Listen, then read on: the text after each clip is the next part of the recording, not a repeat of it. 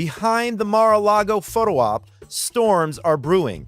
Realignment in Venezuela, chaos in Iran, and here in Israel, a sovereignty push that could redraw the map. Is it real change or just smoke and mirrors? Our guest today is at the center of it all. Likud MK Danny Luz joins us to unpack what's at stake for Israel and beyond. Welcome back to Judeacation here on JNS TV. My name is Josh Haston, correspondent for JNS News. We are in the JNS Media Hub in Jerusalem, the eternal capital of the state of Israel and the Jewish people. It's really an honor to have on today's program Likud MK Danny Luz. He's a good friend. I've known him for about a decade or so. Thanks so much for joining us here on JNS TV. Thanks, Josh, for having me.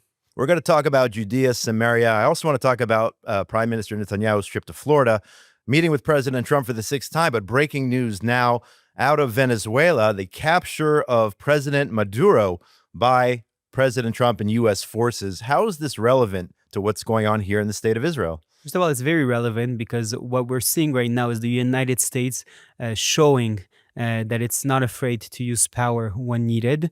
We know that Trump doesn't like wars. He doesn't like intervening in other countries, but when needed, he will do it. And this is exactly the right balance to strike. You don't want to get into useless wars, but you do want to make it clear that the world's biggest superpower knows that when you makes it clear that when you mess with them, then you're going to have to pay the price. This is a very important message, not only for Venezuela, but of course, what matters to us here in Israel is all of our enemies around here in the Middle East. It gives a clear message to Iran, which we know the protests that are going on right now and everything over there, but it makes it very clear that if they go back in their dirty ways, whether it's a nuclear program or whether it's a missile program, President Trump made it very clear last week that he will not accept it, but now he's made it even clearer thanks to what he did with Venezuela. It gives a very clear message. America takes itself seriously. It doesn't let people just play around with them.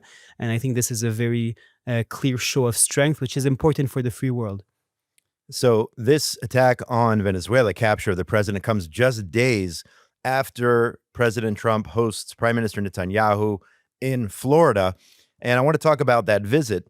JNS actually was there. Alex Trayman, our CEO, was on the scene. He asked President Trump about his relationship with the Israeli premier. And I'll quote President Trump here. He said he's a wartime prime minister. Again, Trump said of Netanyahu, he's taken Israel through a very dangerous period of drama.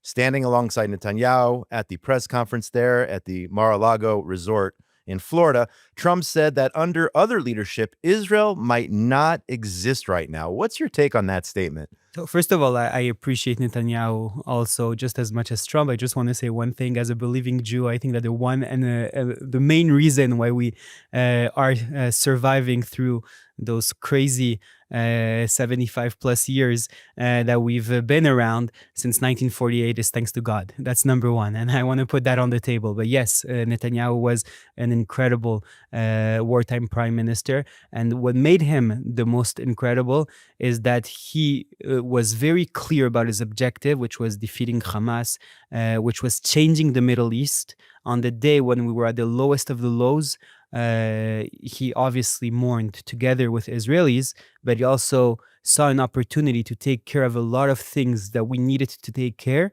of, that if we wouldn't have taken care of them, then October 7th would look like a small event next to what was waiting for us. And that's Hezbollah, which was much stronger than Hamas, and that today is almost irrelevant. It's trying to become relevant again, but it's right now almost irrelevant. And it's Iran's nuclear weapons program and also its missiles program. So at that time, we were at the lowest of the lows. Instead of basically crying a sense of despair, he tried to see where can we jump back up and be even higher than the highs that we were before October 7th. And that's exactly where he's taking us. He's taking us to a place where now we had all of these incredible military victories, and we have to actualize them into diplomatic gains. That's one. And the second thing, which I think is also very important, is also economic gains. Because when you show strength, then people want to be close to you. They want to do trade with you. They want to do business with you. They want to be your allies. And so this is the place we're at right now. On October 8th, Israel was in a horrible place diplomatically, economically. Anti-Semitism basically came out of the bottle all around the world. Everyone speaks about anti-Semitism and how it developed during the war. I always remind them it didn't start when we stayed a long time in Gaza. It started on October 8th. That's when it started. It started when Israel looked as if it was weak. And the answer to that is showing strength. The stronger we are, the less anti Semitism there is, the more diplomatic relations we have, the more economic relations we have. And now is the time to actualize all these things. And it's, yes, thanks to Netanyahu's leadership. I want to stick to the visit of Prime Minister Netanyahu to Florida. Israel Hayom, the newspaper this week, reported that evangelical Christians are pushing President Trump to support Israeli sovereignty in Judea and Samaria. Of course, our show, Judaization, focused on Judea and Samaria, and our listeners and viewers should know that you've been a staunch supporter of the communities in Judea and Samaria long before you were an MK. They should know that. But do you think that they can impact, the evangelical Christians can impact the administration's policy on sovereignty and other matters in regards to Judea and Samaria in the future here? I think they can. I want to say I was privileged to have a few things that I did in this first term as a member of Knesset. One of the things that are closest to my hearts is the fact that there was a historic vote inside of the Knesset where the Knesset supported sovereignty in Judea and Samaria. It wasn't made law because what it takes is a government's decision, and the Knesset is the legislative. There's the executive branch. The executive branch has to make that decision, and I believe that it needs to happen. But even if it was just a symbolic vote, as you said, I'm such a deep supporter of Judea and Samaria. It's one of the very the achievements that I'm very proud of, next to other achievements. Right now, there are two, we can call it wings inside of the Trump administration when it comes to America. And I'm not talking about the Tucker Carlsons and the Candace Owens. They're off the grid. I don't think that they're considered Trump's entourage. I hope I'm right, but I don't think that they're considered Trump's entourage. I'm talking about people that are actually in his entourage. There's people that are more careful, let's call it this way, when it comes to showing support for Israel. It's not that they don't support Israel, but they want to be more moderate. I think they're wrong, because I think that when there's something good, you should support it. When there's something bad, you should go against it. That's what moral clarity is. And there's the others, which are very, very deeply rooted in pro-Israelism. And these people can, if they're vocal and they make their demands very clear, they can tip the scale. And we know that Trump said that he was against sovereignty in Judea and Samaria, but things change sometimes. And with Trump, it can change also if he sees that the situation allows for it now, if he understands the value for it, not only for Israel's security, which is very clear, but I think also for giving a very clear message that after October 7th, the world wanted the result to be a Palestinian state. That's what France tried to advance. The Saudis tried to advance. That's what a lot, Canada, the UK, they recognize the Palestinian state. If the result of October 7th is sovereignty in Judea and Samaria, if that's the end of the road, then it gives a very clear message to history that when you do a barbaric massacre, then you're going to pay for it. You're going to pay for it militarily, as they did pay for it already, but you'll pay for it also diplomatically and with land. And I think that's the message that needs to be given. And the same moral clarity that got him to bomb Iran when needed, that makes him give clear threats to Iran when needed, and that makes him do what he did in Venezuela, could lead him to also support sovereignty in Judea and Samaria. And I think that the very vocal support of evangelicals can lead him that way. So here, looking at that from here in Israel, the issue of sovereignty, you mentioned the Knesset vote was, I mean, basically symbolic because it didn't lead to actually implementing sovereignty. I mean, what is it going to take to get to that next level? You mentioned the executive and then the judicial. What will get people to realize that Judea and Samaria is absolutely important to Israel, of course, from our ancient biblical historic connection to the area and its importance in that regard, and also from a security perspective? What's going to happen to actually push it to the next level? So I think that it's consensus today that Judea and Samaria is important, and I don't want to underspeak, or however you want to say it, the achievements of this government in Judea and Samaria. There's been a real revolution in Judea and Samaria and what's happening right now. New villages that have been built, things that that have happened under the radar, but that are really incredible. Farms that have like taken that really ensuring that there's no illegal Palestinian building in large parts of Judea and Samaria by ensuring that there's sovereignty on the ground. The question that we're dealing with is not do we support Judea and Samaria or not, is do we make it an integral part of the state of Israel according to Israeli law, and not just according to our feelings, but according to Israeli law. That's what I'm pushing for. Prime Minister Netanyahu has a history of on these issues, wanting to try to recruit American support in order to ensure that we have a protection on a diplomatic field, whether it's a veto power in the Security Council, or whether it's ensuring that no one boycotts us because of these actions, because America is able to threaten with counter boycotts and these types of things. And so he's really keen on getting American support. That's why it's so important for him to get the okay from Trump. I have to say very respectfully that I think that there's issues where we just have to do what's right for the state of Israel. This is our historical homeland. This is the place where our nation has developed. I mean, when you open the Bible, you don't see Tel Aviv. You see Shechem.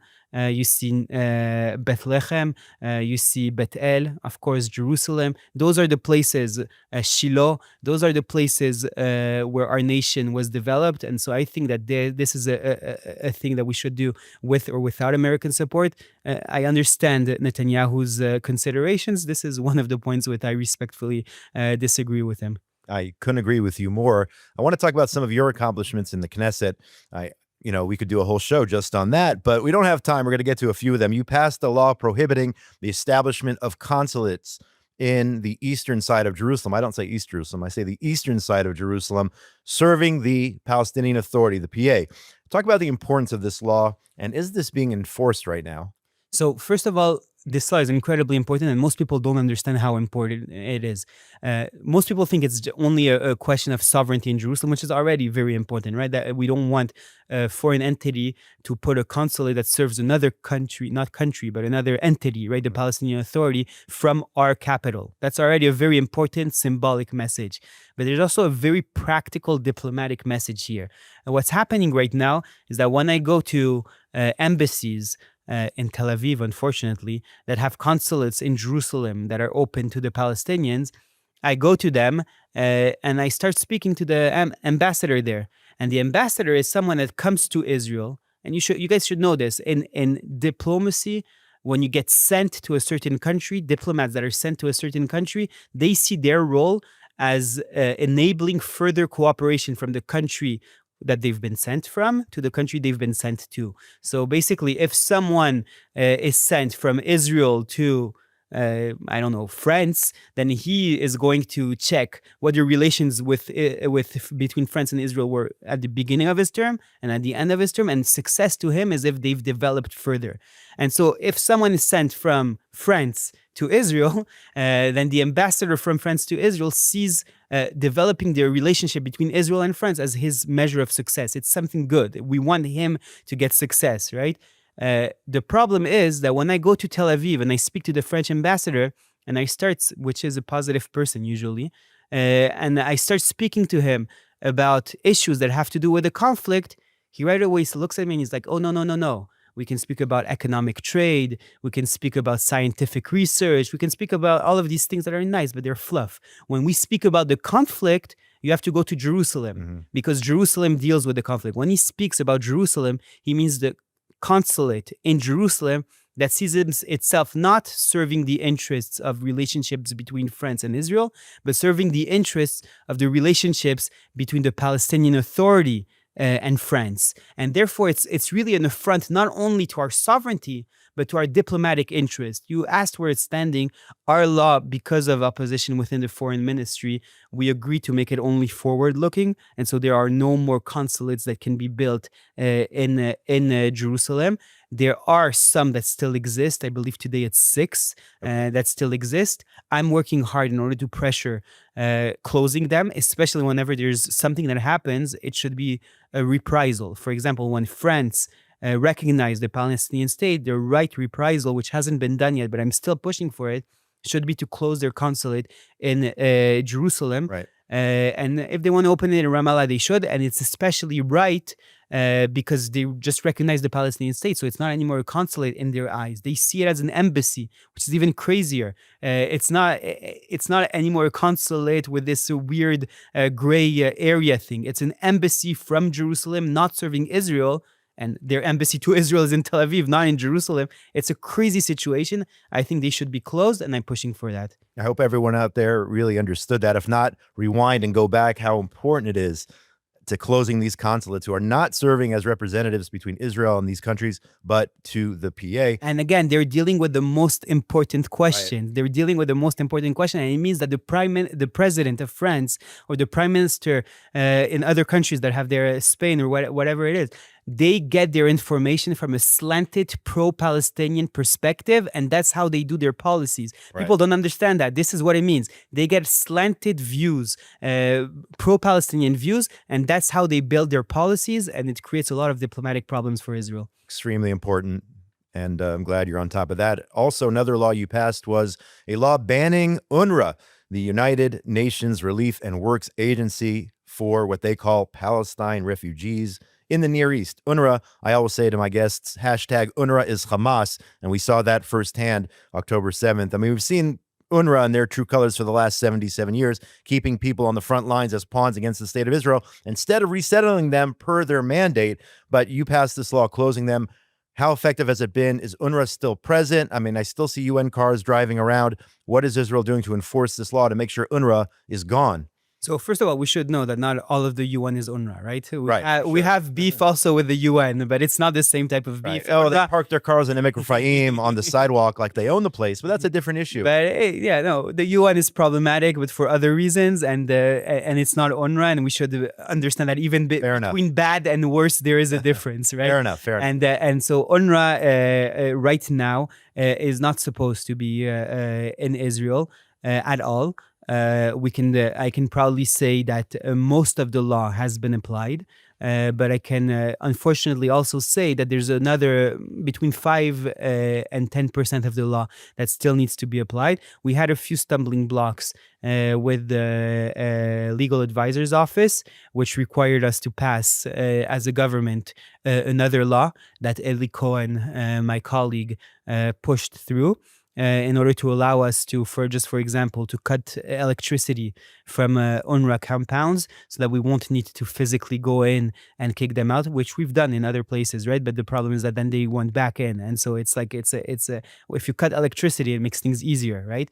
And so right now, most of the all of the compounds that I know of UNRWA, except for one, which is problematic on a practical level of how to evacuate it, but most of them are evacuated, which is very good news, and we'll take care of the ones that still need to be evacuated. And another part of the law is to make it illegal for the government of Israel to have any contact with UNRWA, which makes it incredibly difficult for them to operate even in places which we don't necessarily have boots on the ground all the time, whether it's certain areas of Judea and Samaria or certain areas of Gaza right now, because we don't always have boots on the ground over there. It makes it very difficult because they can't even get visas anymore. They can't even get, so they still have local workers, but those workers would probably work in another organization. And slowly it makes that organization disintegrate. It doesn't happen in one day. I know we wish we would have instant solutions to everything, but it's on the right path. It's happening, and we're almost there. I'll say it. I said it before. I'll say it again. Hashtag UNRWA is Hamas. Definitely. That should be the hashtag people are using. Definitely. For sure. You have been outspoken, switching gears here, on the coalition's new military draft bill. For those who don't know and understand, please explain that bill briefly and explain your positions on the matter. You're making it hard because I have to explain in an objective way something I disagree with. Right. And you got against some people in your own party, which, you put yourself on the line, basically, based on your beliefs. Definitely. I think I'll explain the dilemma we have right now. After October 7th, it's been very clear that we need more boots on the ground. We need more soldiers. The army is basically crying for help on that issue. We see that in many ways. We see that, first of all, in the number of soldiers that have been unfortunately killed or injured and are now out of action, and so they can't be counted as part of our force. But we also see it in the number of days that miluimnikim, reserve soldiers, have served. I don't know if your viewers know that, but they've served sometimes more than 300, 400 days in the past 2 years, and that's like the norm. It's not crazy. I've heard some people that have served 600 days in the last 2 years. We're talking about people that have families, kids. Some people go through divorce because of that. Some people don't know their own children. I have friends that don't know their own children. I have a 1.5-year-old at home, and so it's hard for me to come home late from work and not see him at night. And I think about these guys that haven't seen their children for 400 days. It's insane. And the problem is not just what we've seen, because you could say this is wartime, this is what we need, but also forward looking. They expect those reserve soldiers to still do 60 days a year unless there's some change that comes. 60 days is still insane. How can someone manage a business? How can you really have a healthy family life? How can it's not something that's sustainable for our national security. So we need more soldiers. I won't lie, there's a dilemma within the Likud. We have a long tradition of cooperation with the ultra-Orthodox parties, and this is a law which is very important for them. And so some people think that it's more important to keep the coalition the way it is, not only for this government, but also forward-looking for after the election. I'm of another opinion, that when you have such a very clear security issue, which at the end of the day, it's a security issue because we need sustainable security apparatus for a long time ahead of time. We need our army to be ready for the worst of wars, and we need these things. And so when you have such an existential security issue, then I think you need to put a very clear red line and say politics, just put them aside, and you need to do the right thing. And the right thing right now is to create a system, and I want to be very clear, create a system where the incentive of the Haredim, of the ultra-Orthodox, is to enlist. Right now, I believe that the incentive with all of the social welfare and everything, that the incentive is actually not to enlist and also not to work, by the way, afterwards. It's how they also aren't so much part of the workforce. And so I want to change the incentive. I'm not part of the people that call for putting all of them in jail. I'm not looking for people that are prisoners. I'm looking for soldiers. And so my goal is to change the incentives. I think that the current law does the opposite. I think it keeps the current incentive system, at least for the next 2 years. They just basically kick the ball down the road and hope that something solves itself. I think we need a solution. We need it now. It needs to be a real solution. And again, not looking to put people in jail, not looking for some divisive things. I'm just looking for soldiers. And I think that the way to do it is through economic incentives. We're almost out of time, and this leads me to my last question. And we are now in the year 2026, and it is now basically officially election season in Israel. And I'm assuming you're going to run for Knesset again with the Likud party. How do you see yourself in terms of your political career as we head towards elections? What are your goals, your ambitions, things you want to accomplish maybe in this period? And then as we head into the official election campaign coming up, from what I understand, it's going to be October 2026, here just 8-9 months down the road. What are your hopes and goals for the upcoming period? So it's up to October 2026. Right. The Israeli system is so unstable that it can be any time from now until then. I will say until then, I will focus more on economic issues. That was free markets is one of the issues that brought me to the Knesset, but because of the war and because of the focus on security issues and things like that, then we've been less focused on that. I think that now we have an opportunity, as we spoke about before, to take the achievements of the war and to translate them into economic benefits for the Israeli citizens. And I believe that the way to do that is to free the market. And that's my personal belief. When it comes to politics, long term, I'll tell you, I want to run again. I want to keep serving. I believe that the Likud members will put me in a realistic spot because of the very clear moral and ethical positions that I've taken that show also some courage, and I think that people respect that. I will say very clearly, as someone who moved to Israel out of Zionism. I left everything in Canada. I finished McGill Law School at age 23, and I had a lot of opportunities to be in the biggest law firms all around the world. My friends went to New York, to London, to Paris. They suited up and went to all of these big firms. And I, instead of that, moved to Israel, made Aliyah, and joined the army and suited up with a different type of suit. And so I know what it means to serve and to also leave comfort in order to serve. I've done it before. And so this is what drives me. This is what will keep driving me. And so the political consideration of whether I'm going to do better or less better is secondary. It's important because it gives me the tools to do more, but it's secondary to doing the right thing. So I'll keep doing the right thing. Minister of Diaspora Affairs sounds good, right?